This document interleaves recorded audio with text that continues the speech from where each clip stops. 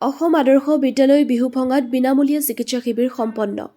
অসম আদৰ্শ বিদ্যালয় বিহুভঙাৰ সৌজন্যত JN শৰ্মা মেমৰিয়েল হস্পিটেলৰ সহযোগত বিদ্যালয় প্ৰাংগণত বিনামূলীয়া চিকিৎসা শিবিৰ এটি অনুষ্ঠিত হৈ যায়। JN শৰ্মা মেমৰিয়েল হস্পিটেলৰ পৰিচালক সঞ্চালক জুম গোস্বামীয়ে নেতৃত্ব বহন কৰা আৰু ডাক্তৰ লাল বাহাৰ শেখে চিকিৎসা সেৱা প্ৰদান কৰা শিবিৰত বিদ্যালয়ৰ শিক্ষাৰ্থী অভিভাৱক সমন্বিতে অঞ্চলটোৰ শতাধিক ৰোগীয়ে চিকিৎসা সেৱা গ্ৰহণ কৰে। উক্ত শিবিৰত বিনামূলীয়া ঔষধো বিতৰণ কৰা হয়। উল্লেখযোগ্য যে অসম আদৰ্শ বিদ্যালয় বিহুভঙাৰ পৰিচালক সঞ্চালক মৃদুল ডেকা আৰু সহকাৰী সঞ্চালক কমলেশ্বৰ ডেকাৰ তত্বাৱধানত গঢ় লৈ উঠা বিদ্যালয়খনিয়ে জন্ম লগ্নৰে পৰা ছাত্ৰ-ছাত্ৰীসকলৰ শৈক্ষিক দিশৰ উপৰিও স্বাস্থ্যৰ ওপৰতো গুৰুত্ব প্ৰদান কৰি আহিছে। News desk AIN live. Assam আদৰ্শ বিদ্যালয় বিহুভঙাৰ সৌজন্যত JN শৰ্মা মেমৰিয়েল হস্পিটেলৰ সহযোগত আজি আমাৰ বিদ্যালয় প্ৰাংগণতেই ছাত্ৰ-ছাত্ৰী অভিভাৱক আৰু দাঁতিকাষৰীয়া অঞ্চলৰ ৰাইজক স্বাস্থ্য সেৱা আগবঢ়োৱাৰ উদ্দেশ্যে আজি এটা ফ্ৰী হেল্থ কেম্প এটা আগবঢ়োৱা হয়। ইয়াত আমাৰ ছাত্ৰ-ছাত্ৰী অভিভাৱকৰ লগতে ভালেমান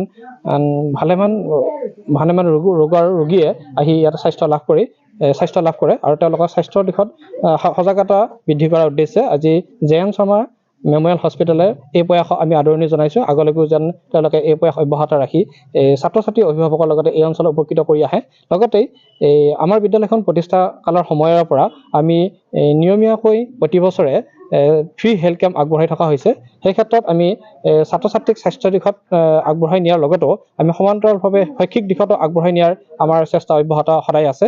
গতিকে আগন্তুক শিক্ষাবৰ্ষ যে 2025-26 শিক্ষাবৰ্ষৰ বাবেও আমাৰ বিদ্যালয়ত নামভৰ্তি প্ৰপত্ৰ ইতিমধ্যে মুকলি হৈছে। তাৰ বাবে আমি এইবাৰৰ কুহি শ্ৰেণীৰ পৰা 6ষ্ঠ শ্ৰেণীলৈ নামভৰ্তিৰ ব্যৱস্থা কৰিছোঁ।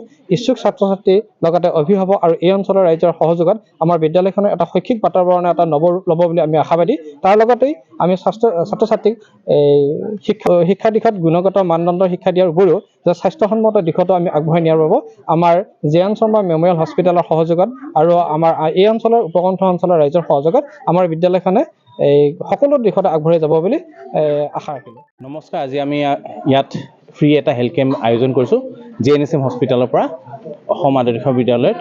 আৰু যিহেতু আমি দেখিছোঁ যে এতিয়া এইটো ছিজনত আপোনাৰ মানুহৰ কাহ চৰ্দি বহুত হয়, তো সেইকাৰণে আমি ফ'কাছ কৰিছোঁ যাতে মানুহখিনিয়ে গম পায় যে এই ভাইৰেল ইনফেকশ্যনবোৰ ঠিক কৰাটো বহুত দৰকাৰ আৰু হস্পিটেল যাব লাগে যদি বেছিকৈ বেমাৰ হয়। এতিয়া যেনেকৈ বহুত মানুহৰ আমি আল্ট্ৰাচাউণ্ড লিখিছোঁ আৰু আল্ট্ৰাচাউণ্ড আমি কৈছোঁ যে যদি চৰকাৰী হস্পিটেল নহয় আমাৰ তাত আহি পেলাই ডিছকাউণ্টত কৰিব পাৰে। আৰু যাতে চিকিৎসাটো মানে মানুহে ফ'কাছ কৰে, মানে ইগন'ৰ নকৰে, কাৰণ এইটো সময়ত আপোনাৰ মানুহৰ শৰীৰটো দুৰ্বল বেছিকৈ হয় আৰু ঠাণ্ডা বতৰ বেমাৰো বাঢ়ে। সেইখিনি কথা আছিল। বাকী আমাৰ ইয়াত বহুত ভাল সহযোগ পাইছোঁ আমি স্কুলৰ পৰা, তো বহুত ধন্যবাদ জনাইছোঁ ৰাইজক আৰু ভাল ৰেছপন্সো পাইছোঁ। ভালেমান মানুহ আহিছে আমাৰ ইয়াত। ধন্যবাদ।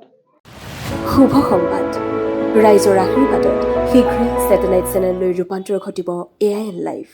মুক্ত কণ্ঠ আমাৰ লক্ষ্য।